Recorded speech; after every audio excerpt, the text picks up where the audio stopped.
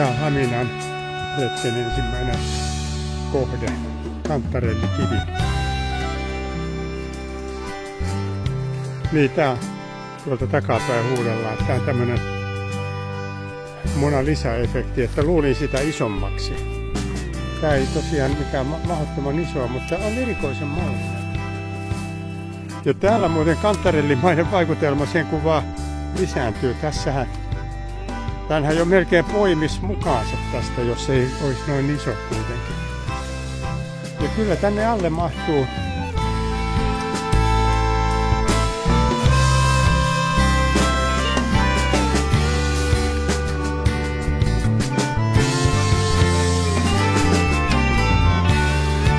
tältä puolelta se ei ole läheskään.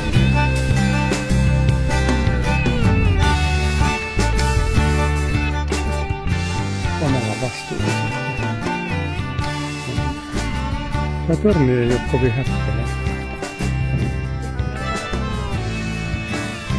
Pakittamalla alas. Siellä on Venäjä. Venäläiset on rakentanut antenneja siellä. Kyllä suomalaisilla on hienommat antenneja.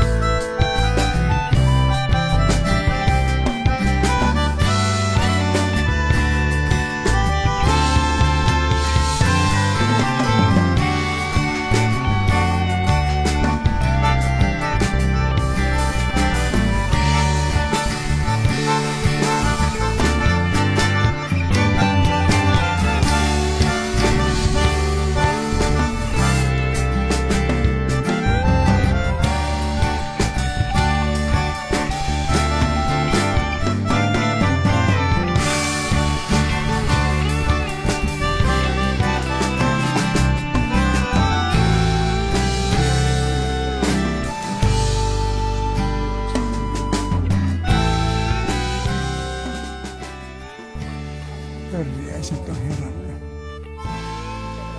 Ja hieno opastaulu. Kaikki selviää tästä. Virolahden kunta on pistänyt rahat likoon ja tehnyt oikein tämmöiset kunnon pitkospuut. Mutta nämä ei ole sitten enää, näistä ei enää pyörätuolilla mennäkään.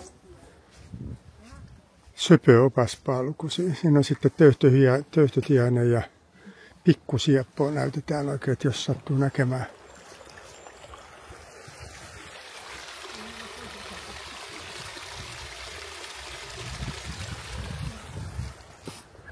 Täällä sitten on rantatöyrällä. Aika lintutornimainen torni. Kirkon Virkkilän lintutorni. Se on tommonen lahti.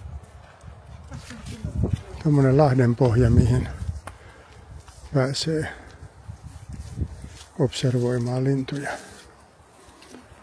Ja taas on oma vastuu ja hyvä EU. Täällä on tukevammat portaat kuin edellisessä tornissa. Se edellisen tornin portaat suoraan sanoen tuntui vähän todellakin siltä, että omalla vastuulla mennään. Nyt ei olekaan vastarannalla Venäjän puolta, vaan tää on ihan suloista Suomea. Tuolla edempänä on sitten tämmönen lintun lavamainen matalampi torni.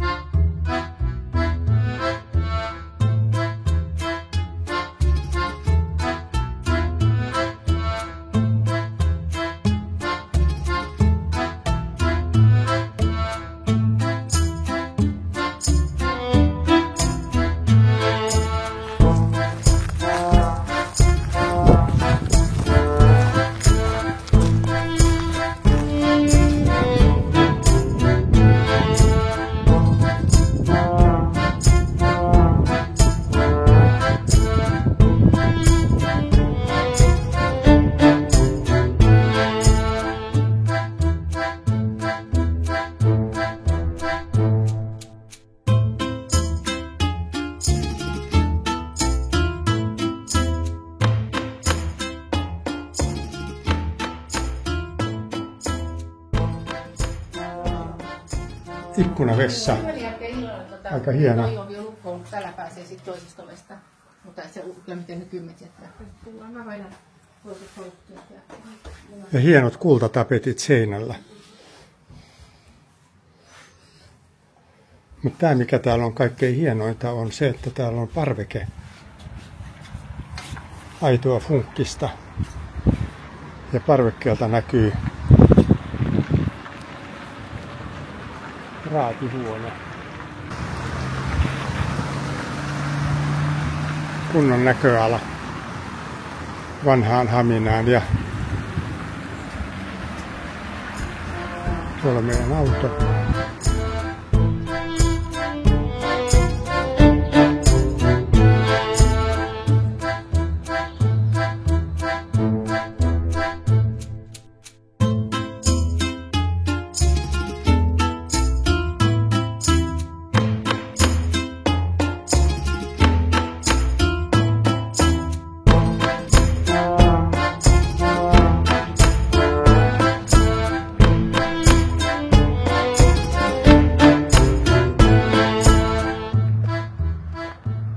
Tää on ihan sikahauska. Tää on Haminan lippumaailman suurlippu.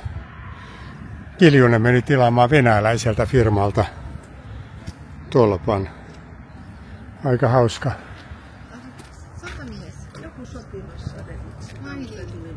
Katariina II ja Kustaa III. Katariina II siis on Katariina Suuri.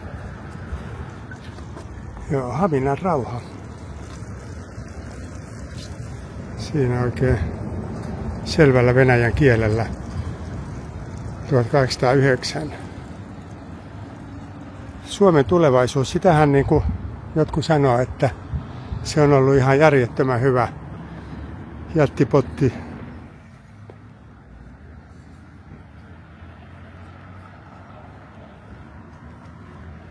Siellä on hienot kapiteelit, onko oikein korintolaista tyyliä.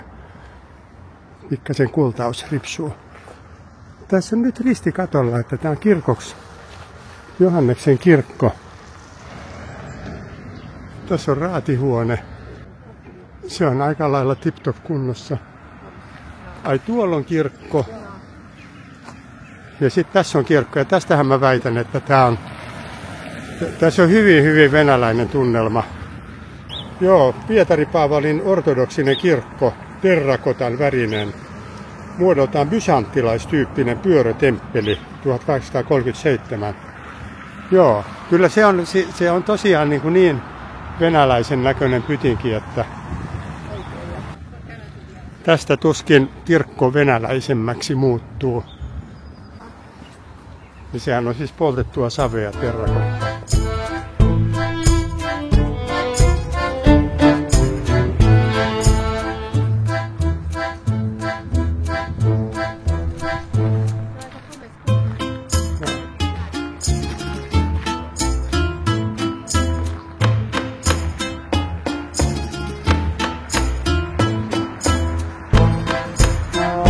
Venäläistä tyyliä.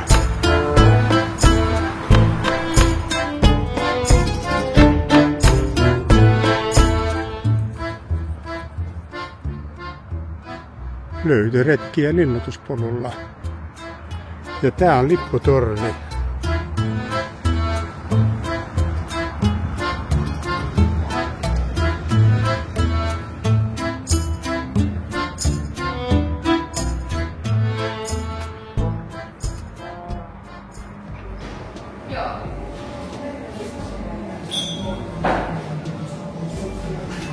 Kahvila raatihuone. Tää on kaikkein haitekkiä.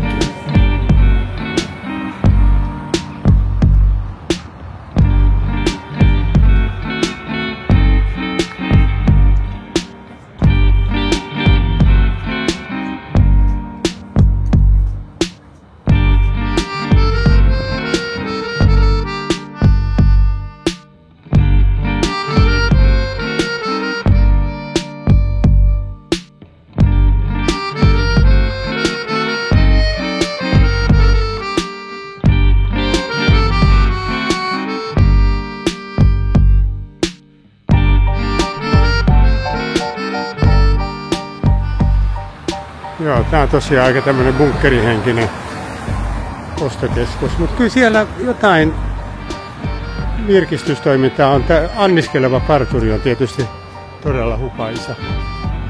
Tää on Haminan Kirkkojärvi ja tää on Kirkkojärven lintutorni. Tässä olisi nyt ehkä vähän tämmöisellä metsänhoidolla töitä, koska tuo maisema teittyy viidakkoon. Tänne päin aukeaa sitten ruovikkoa, mutta se on vielä jäässä se. Sitten siellä kaukana siintää kadettikoulu ja toi Kiljuslippu viehuu komeasti puuparkkia laittaa. Tää on nyt sitten Heinlahden lintutorni. 2021 tää on aika uusi. Mutta tässäkin on löytynyt noi tukihirrot ihan massiivipuulta, ettei ole tarttunut mitään liimapuuparkkia laittaa. Tästä kehutaan, että täältä on laajat näköalat. Tuossa on joku pieni kälienööri liikettunut. Mutta näin puolen päivän aikaan vastavalla tulee tuolta, missä noin mutta hyvin yli 180 astetta aukeaa tämmöistä rantaruokia.